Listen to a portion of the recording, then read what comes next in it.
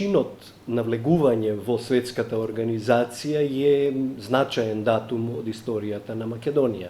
Ние тогаш се стекнавме со меѓународна легитимација, станавме дел од општеството на суверени држави. Тоа значеше дека ни се отвараат вратите за меѓународна комуникација и се разбира значеше прашање на обстанок на државата.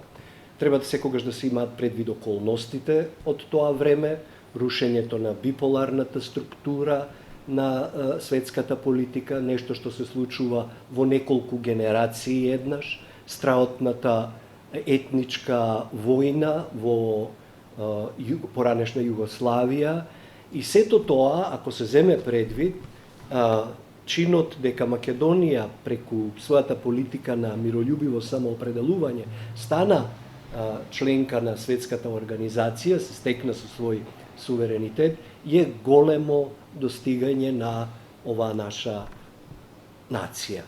Меѓутоа, прашањето кое што се отвара од денешна перспектива е дали нешто научивме од грешките од тоа време.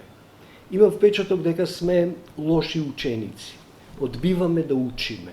И имено начинот на кој што влеговме во светската организација, се сеќавам на последната сесија на парламентот на која што присуствував, каде што требаше да се изгради единство околу тоа дали сакаме да влеземе во Обединетите нации под привремената референца поранешна Југословенска република Македонија, дали не сакаме воопшто да влеземе додека тоа не се реши, дали сме спремни на некој друг вид компромис.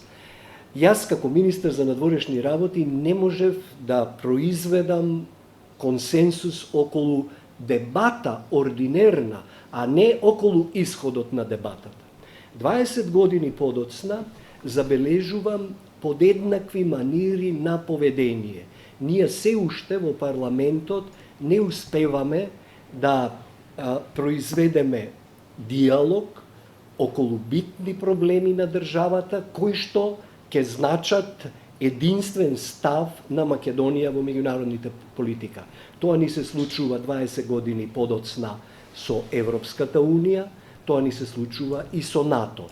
Се додека ние тоа не го научиме како лекција, ние не ќе можеме да мрднеме натаму, без оглед на тоа што некои од политичарите македонски очекуваат на идентичен начин да се разреши и овој проблем сега што го имаме, а именно големите сили да определат едно решение после кое домашните политичари ќе бидат амнестирани. Тоа се случи пред 20 години кога влеговме во светската организација и се разбира од кога го изложив сето ова и кога видов дека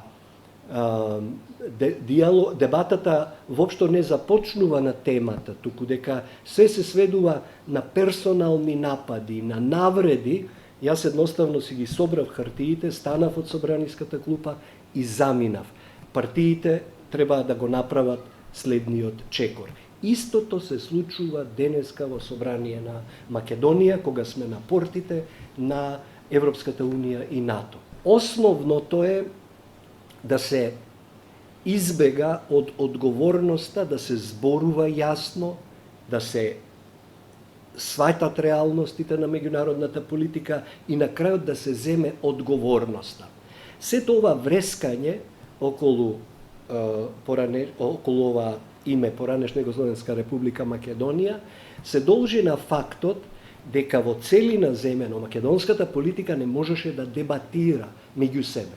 Последниот говор во парламентот е тука, во книгата е кажан, што треба да направиме, какви чекори треба да земеме. Ако министерот за надворешни работи му предлага нешто на парламентот, белким парламентот треба да слуша и да одговори на тоа, а не да води дебати за тоа дека некој ме плаќа мене за вака да зборувам, веднаш да се двоиме на предавници и на патриоти и така натаму, и таа патриотска игра, предавничка игра да се развива. Значи, тие најгласните оспорувачи на ова, кои всушност се и најчесто и најнационалистички настроени се главната причина за стравот кој беше произведен во политичкото раководство на Македонија и некои несмотрени изјави кои што ги даде, да речеме, председателот Глигоров, во кој што јас никогаш не верував, а именно дека проблемот ќе се реши за 2 месеци или така натаму. Дали тоа некој него му го рекол, не знам. Но факт е дека оние што се противници политички се фаќаат за тие елементи, но не и за елементите сериозни за дебата кои што би требало да отпочне во Македонија. Времењата беа многу опасни. Во моите дебати со председателот Глигоров очи во очи што ги имавме, јас бев тој кој постојано инсистирав да изградиме единство на сите политички чинители во Македонија, заедно со опозиционата ВМРО, и така во такви околности да носиме одлука, дали ga прифаќаме референцата, не и така натаму. Председателот Глигоров, кој веројатно знаеше подобро, процени дека тоа единство е невозможно. Јас сметав дека мораме да го произведеме. Тој сметаше дека е тоа невозможно. 20 години подоцна, веројатно се покажува дека неговото становиште е поисправно. Ако ние 20 години подоцна не можеме единство околу новите проблеми на Македонија да постигнеме, зошто би можеле тогаш, се прашувам јас. Така што неговата одлука беше, она што големите сили го предложија, имајќи ги предвид нивните интереси визави Грција како сојузник, а тоа е некое привремено решение и отварање на диалог за компромисно, финално решение, на кое што се обврзавме и ние подоцна, односно македонската политика, јас веќе излегов тогаш, дека е тоа веројатно по исправниот пат. Лекцијата која требаше да ја научиме е не целиот гнев на председателот Глигоров кој го прифати тоа и кој дали убеден во исправноста на тезата дека тоа ќе трае 2 месеци или како политичка итрина, не можам да кажам, кој го земе тоа на себе, наместо на тоа да се осврнуваме, да погледнеме и да научиме како неединството произведува лоши состојби кои се тегнат со години потака. Како неспособноста на политичките елити да превземат одговорност на себе и да водат напред кон една иднина која тие ја гледаат и му ја објаснуваат на народот, е по-добра отколку вакви подметнувања преку поделби на патриоти, предавници, нешто што почна пред равно 22-3 години од 91 година и не запира до денеска.